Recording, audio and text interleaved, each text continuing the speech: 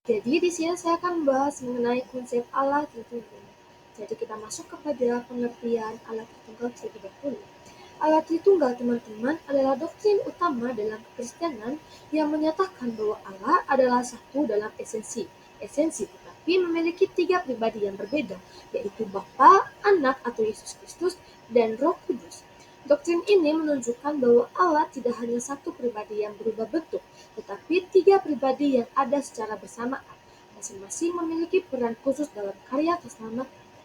Walaupun kata Tritunggal tidak ditemukan secara eksplisit dalam Alkitab, konsep ini dapat dilihat dalam banyak ayat kitab suci. Allah Tritunggal bukan berarti tiga Allah, melainkan satu Allah dengan tiga pribadi yang berbeda.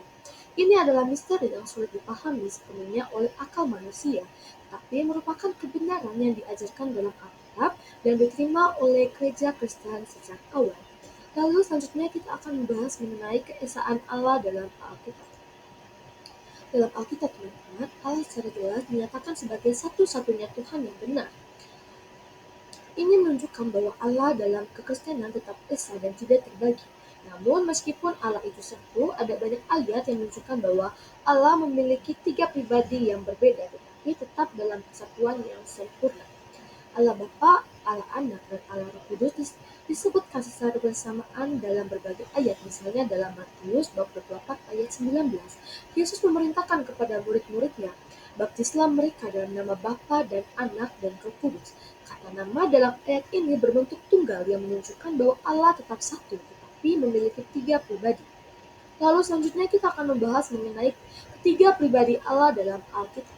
Yang pertama, teman-teman, ada Allah Bapa. Allah Bapa adalah pencipta alam semesta dan sumber dari segala sesuatu. Dia adalah pribadi yang merancang dan menetapkan rencana keselamatan bagi manusia. Dalam Efesus ayat 1 bab 3 sampai 6 dikatakan bahwa Bapa telah memilih kita sebelum dunia dijadikan dan merencanakan keselamatan melalui Yesus Kristus.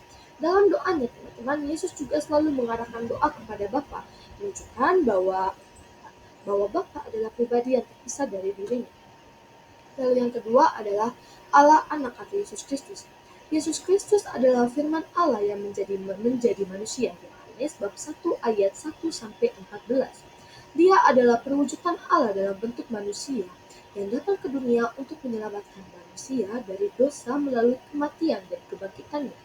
Yesus sendiri, teman-teman, menyatakan keilahiannya dalam banyak ayat, seperti dalam Yohanes bab 10 ayat 30, di mana ia berkata, "Aku dan Bapa adalah satu." Selain itu, dalam Kolose bab 2 ayat 9, Paulus menyatakan bahwa dalam Dia Yesus berdiam secara jasmani seluruh kepenuhan kealahan. Yesus bukanlah ciptaan, melainkan kekal adanya.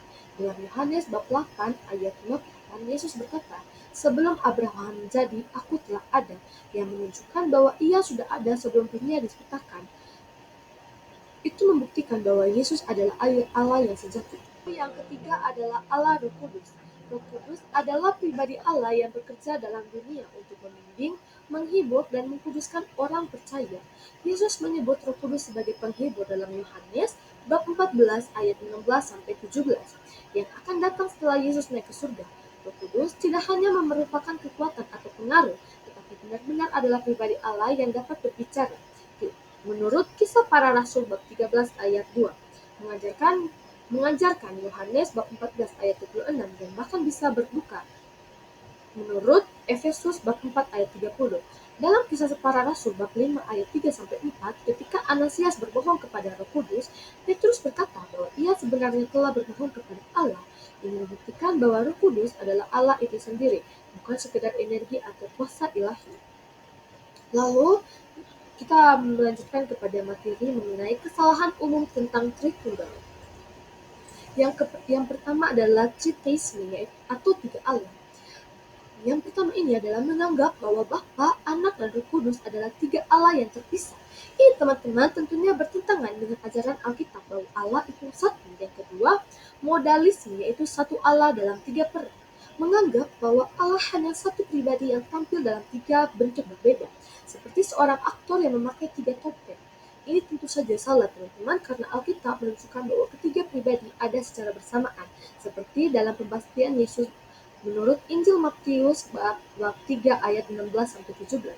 Lalu yang ketiga teman-teman, subordinasiusme, yaitu menganggap bahwa Yesus dan Roh Kudus lebih rendah dari Allah Bapa, padahal Alkitab menegaskan bahwa ketiganya setara dalam keilahian. Lalu selanjutnya, pada yang terakhir ini tentu saja kita akan membahas mengenai kesimpulan. Allah Tritunggal adalah doktrin yang fundamental dalam Kekristenan.